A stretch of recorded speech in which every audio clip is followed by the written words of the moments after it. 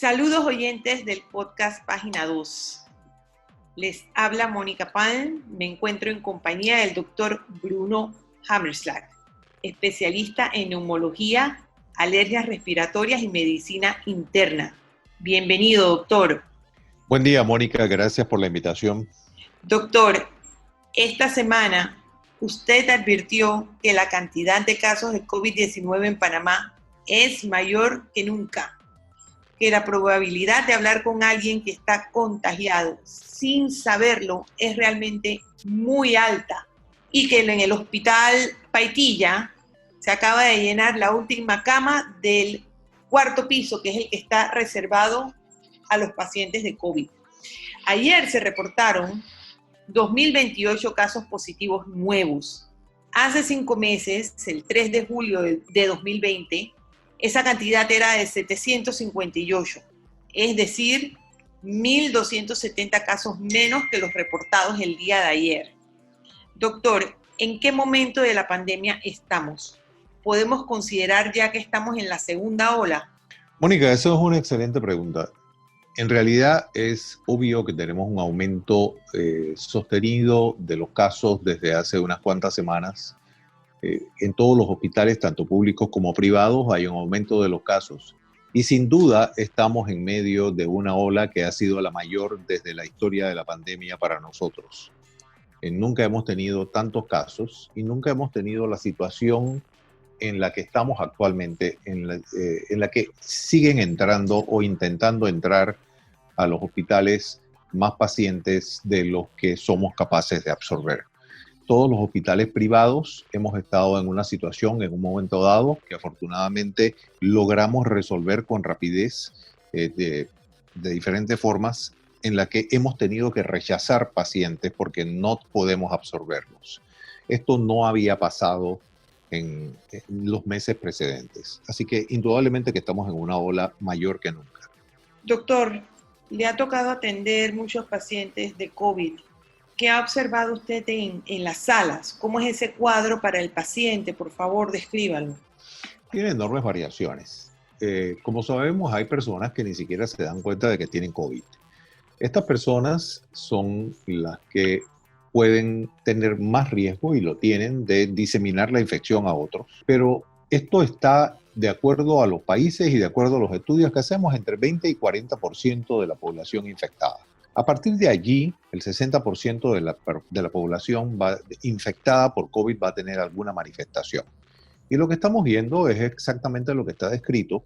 Ahora, a pesar de que somos mucho más diestros y tenemos más recursos que nunca para manejar el COVID, y podemos incluso mantener una gran población de pacientes con COVID que antes hospitalizábamos en sus casas recibiendo algún tipo de tratamiento, estamos hospitalizando pacientes que son más graves, que necesitan suplemento de oxígeno casi exclusivamente. Es decir, es muy poco probable que vamos a hospitalizar a una persona que no necesita un suplemento de oxígeno en este momento, lo cual no necesariamente pasaba antes. Esto implica que los pacientes que estamos hospitalizando están más graves, mucho más enfermos que lo que hospitalizábamos a principios de la pandemia, y que evolucionan hacia cuadros peores de empeoramiento mucho más rápidamente. Y esto hace que los hospitales estén más llenos de pacientes más graves y los intensivos estén más llenos de pacientes más complicados. ¿Qué es lo que hizo, por ejemplo, el hospital al que yo me referí en la nota que envié a un grupo? Fue habilitar mayor cantidad de camas, habilitar los espacios, utilizarlos más sabiamente, habilitar más camas de intensivo.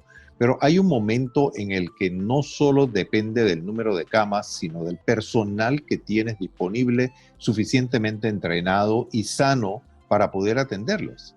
Entonces no es que puedes convertir un hospital entero en COVID, y no es que no se quiera hacer, es que de dónde vamos a sacar el personal si hemos visto la lista de muertos por COVID entre los médicos y personal de salud, si hemos visto la lista de pacientes de personal que está enfermo en este momento. ¿De dónde vamos a sacar para ampliar más los hospitales y atender a las personas que se enferman, que a su vez están más gravemente enfermas? Esa es la situación que estamos viviendo. Y eso es de lo que queremos que se concienticen las personas. Cuando hablamos de cómo evitar confinamiento total, la única solución para eso es que las personas encontremos la forma de comportarnos mejor en la calle y que no ignoremos lo que está sucediendo. Doctor, ha dicho que los médicos y enfermeras están agotados tras casi 9 meses atendiendo la pandemia. ¿Cuál es la respuesta a este problema? Se habla de contratar más personal, pero ¿de dónde? En efecto, ¿de dónde? Si la mayor parte de los países del mundo están en la misma situación. Los países que no están en esta situación no son países que han tratado con medicamentos precozmente a la gente en la calle, no son países que han usado este o aquel medicamento cuando la gente está en su casa, son los países que han logrado transmitir a su población el mensaje de la necesidad de mantenerse confinados, de la necesidad de restringir las salidas y el contacto con otras personas que probablemente están infectadas igual que lo que pasa aquí y que le han provisto a ese sector de la población que no puede confinarse porque no tiene cómo comer ellos solos, le han provisto a ese sector de la población la ayuda, la asistencia, la educación necesaria para poder confinarse. Es decir, han educado a su población, han asistido a las personas que realmente tienen necesidad porque no pueden comer si se quedan confinados 15 días y han hecho, por ejemplo, el rastreo de contactos muy efectivo y pruebas en gran cantidad para poder detectar exactamente quiénes son los contactos. Si yo estoy en una casa en la que todas las personas estamos viviendo en una sola habitación y yo me expuse a alguien, a mi vecino, a quien le dicen que está positivo, yo debo confinarme. Yo tengo que trabajar para poder traer el sustento a mi casa. Así que alguien, namely el gobierno y o la empresa privada juntos en una acción conjunta de apoyo a la población que necesita el apoyo, tiene que ayudarme a mantenerme restringido, tiene que darme la forma de protegerme y de proteger a mis familiares y no pensar que con un medicamento probadamente ineficiente y potencialmente peligroso yo voy a poder decir que estoy libre de peligro y además de eso me va a dar la sensación falsa de que yo no tengo que confinarme porque como yo estoy tomando este medicamento yo puedo salir a la calle, lo cual solo va a traer como consecuencia que yo voy a ir a infectar a otras personas en la calle con las que tenga contacto. Y eso es exactamente lo que nos está sucediendo en Panamá.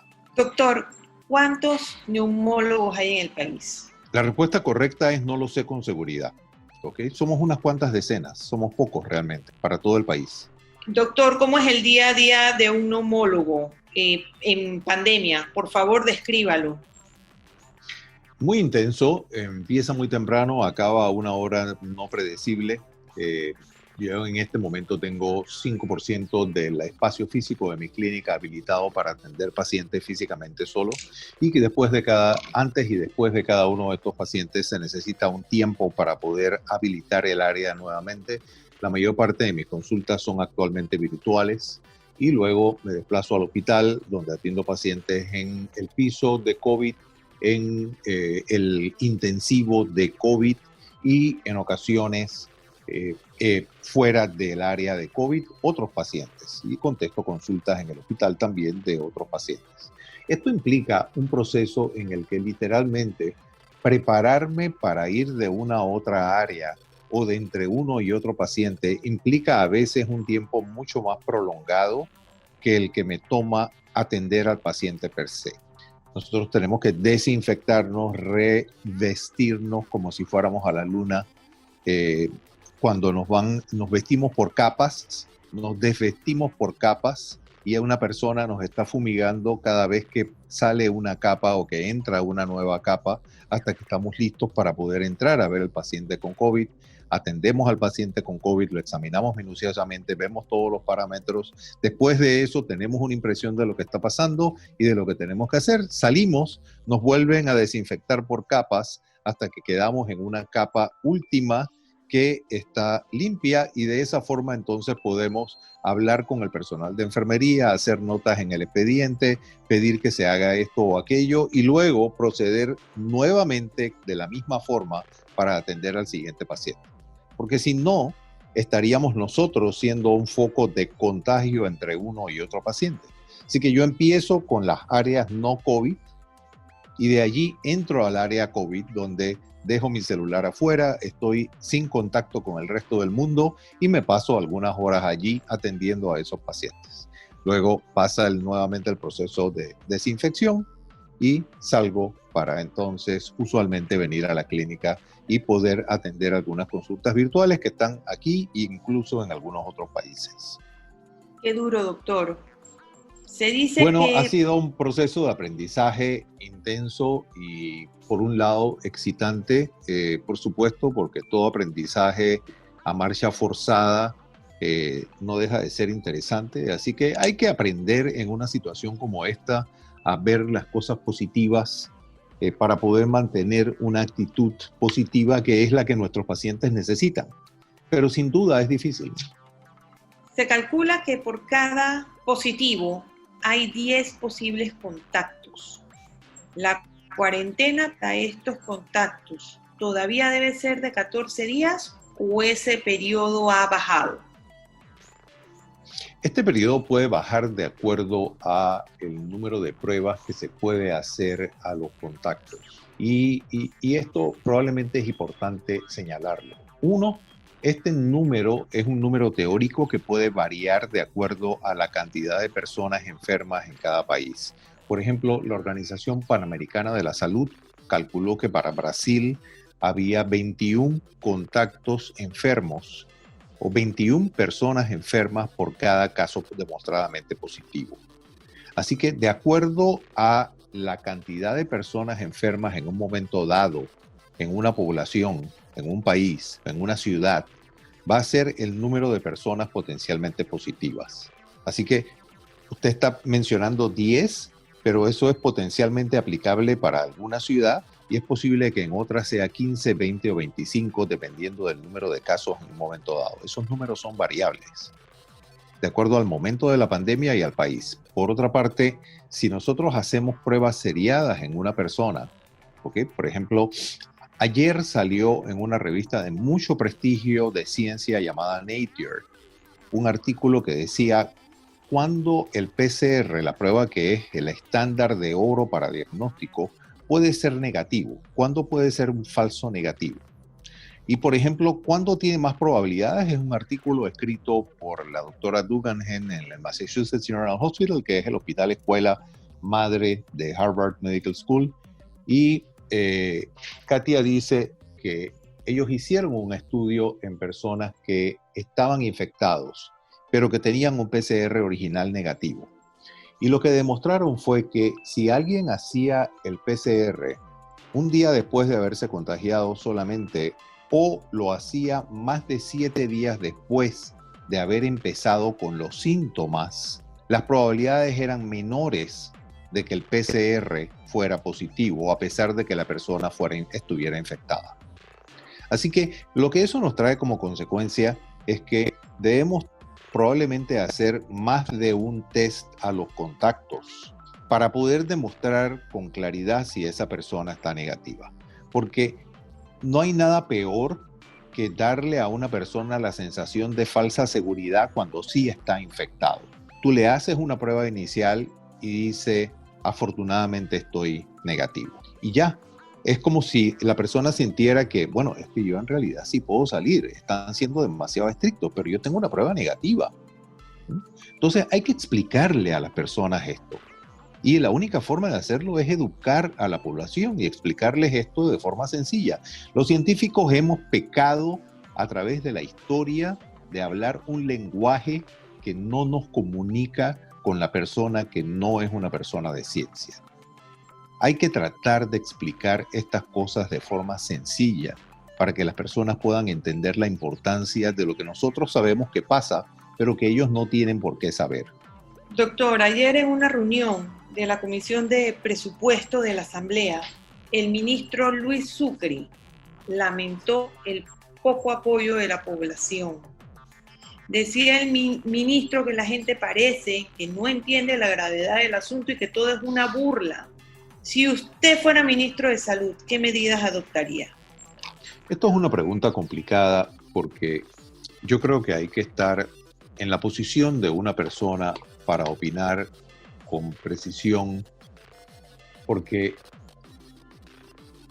opinar sin conocer todas las variables que están en juego es arriesgado, y uno se arriesga a emitir opiniones que pueden no ser bien fundadas. Yo creo que tenemos suficiente evidencia de que los medicamentos que hay en la cajita feliz, que en algún momento era adecuado pensar que podían ayudar a las personas y estábamos desesperados por ayudar a las personas, pero que hoy están demostradamente probado que son inefectivos, no deberían utilizarse.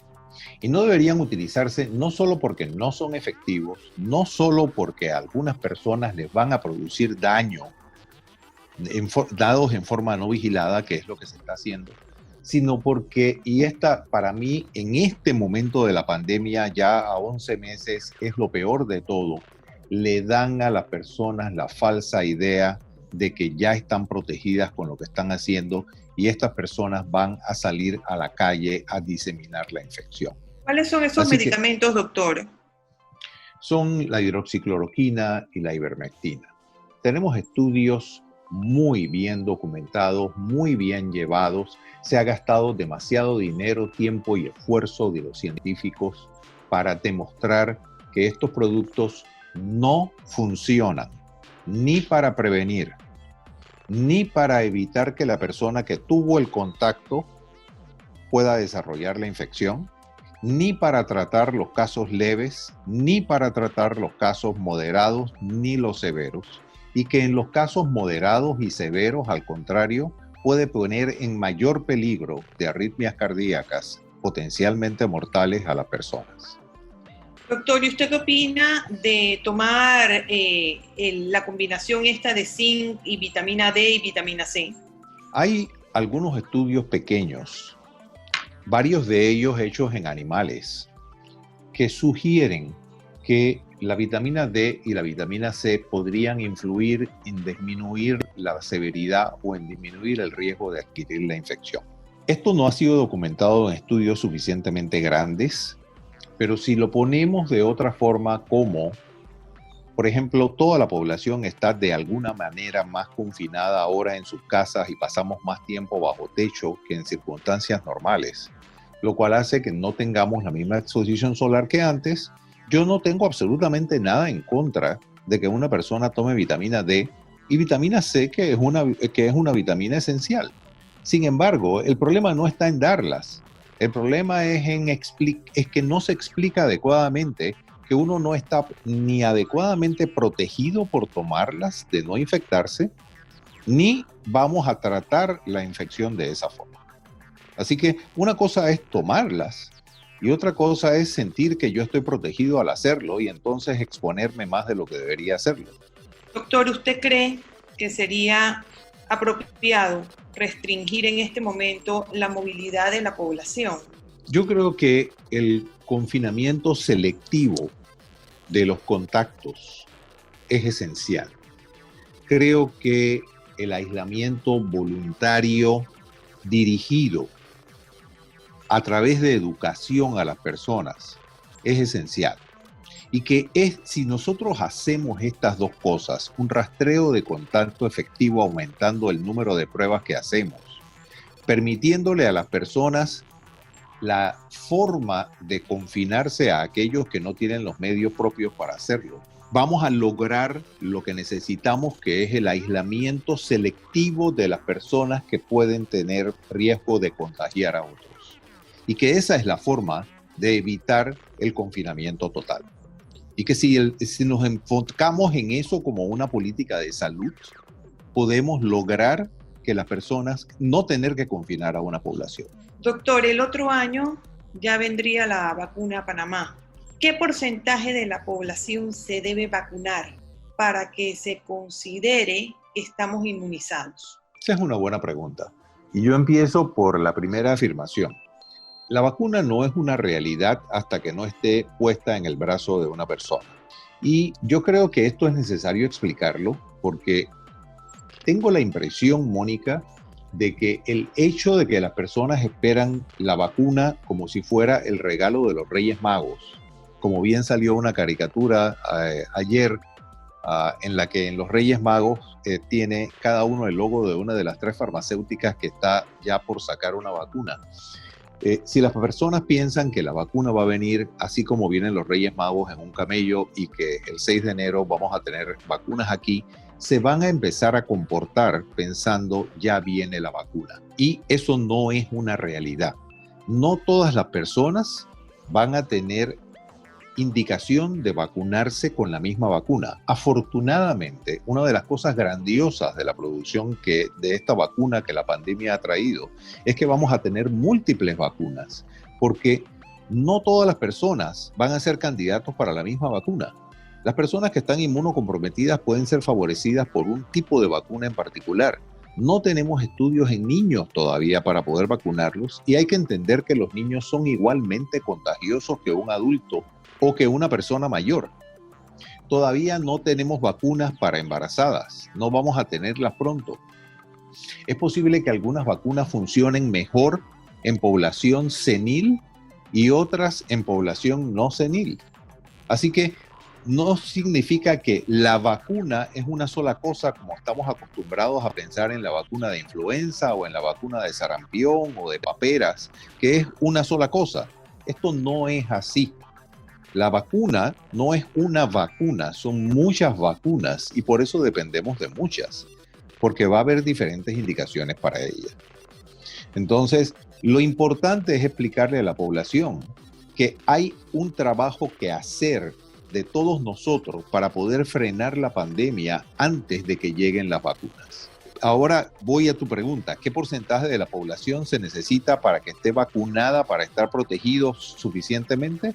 Probablemente entre 70 y 75% de la población debe estar vacunada con la vacuna que le corresponde, entendiendo que estamos esperando que la mayor parte de estas vacunas tengan una efectividad de entre 70 y 90%.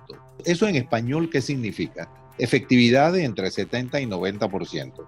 Que entre 70 y 90% de las personas que se vacunaron van a estar protegidas, lo cual nos deja a un porcentaje de entre 10 y 30% de personas que sí se vacunaron, pero que no quedaron adecuadamente protegidas a pesar de haberse vacunado. Doctor, ¿qué tiene que decir a los grupos que promueven el rechazo de la vacuna?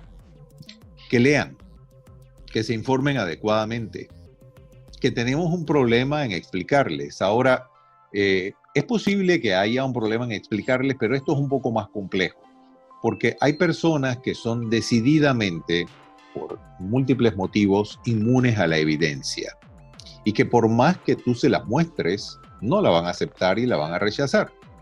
Hay lo que en inglés se llaman haters, por ejemplo, los odiadores, la gente que tiene algún motivo para odiar todo lo relacionado con medicina y piensa que todo es una conspiración maquiavélica que viene de diferentes sitios. Algunos piensan que es de fuera del planeta, otros piensan que es de dentro del planeta.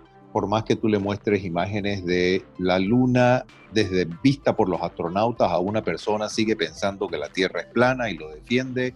Y estas personas usualmente se dedican muchas horas al día a diseminar y difundir esta idea. Así que tienes que tomar en cuenta que hay personas que son convencibles con evidencia y personas que son inmunes a ella.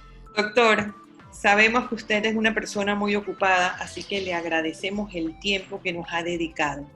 Nos despedimos. Este fue el podcast Página 2.